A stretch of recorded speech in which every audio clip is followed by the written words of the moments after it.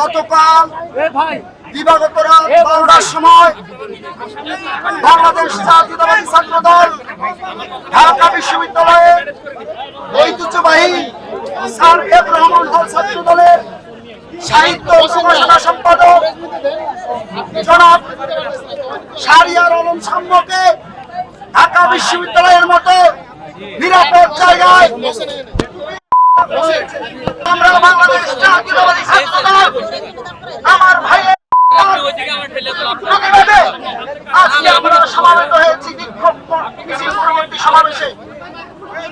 কিন্তু সহযোগিতা বন্ধুগণ, অত্যন্ত ভারাক্রান্ত হৃদয়ে বলতে হয় 5 আগস্ট পরবর্তী সময়ে ঢাকা বিশ্ববিদ্যালয় ক্যাম্পাসে একটি প্রশাসন নিয়োগ হয়েছিল। আমরা ভেবেছিলাম যেহেতু ছাত্র জনতার মধ্যে ঐক্য চলে, সবাই দেশের স্বাধীনতা সার্বভৌমত্ব তথা বাংলাদেশের সর্বোচ্চ বিদ্যালয় ঢাকা বিশ্ববিদ্যালয়ের ক্যাম্পাসে শিক্ষা ঐক্যবদ্ধ বসেছে। এই প্রশাসন খুব ভালোভাবে কাজ করতে পারবে। কিন্তু আমরা কি দেখলাম? আমরা দেখলাম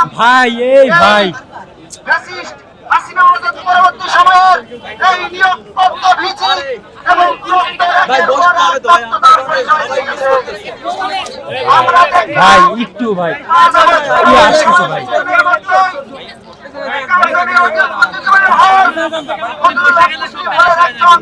মানসিক ভারসাম্যহীন ব্যক্তিকে ক্রিয়েট করে করা হয়েছে। এর পরবর্তী সময়ে আমরা দেখলাম বেশিরভাগের যে একটি ছবি ছিল পিএসসি সংলগ্ন রাজু ভাস্কর্যের পেট্রোলের চেয়ারে দিনে দুপুরে সেই ছাত্র জনতার গণপ্রতিরোধের আবেগের জায়গাটি যেখানে ছিল জুতা নিক্ষেপ করা হয়েছিল ফ্যাসিস্টদের সেই দাবিটিকে তা মুছে ফেলা হয়েছে প্রক্টরের উপস্থিতিতে। তার পরবর্তীতে আমরা দেখলাম কিছুদিন আগে ঢাকা বিশ্ববিদ্যালয়ের যারা শিক্ষার্থী ভাই ও বোনেরা তারা বাসে যাতায়াত করে ঢাকা বিশ্ববিদ্যালয় ক্যাম্পাসের বাইরে তাদের বাসে হামলা করা হয়েছে।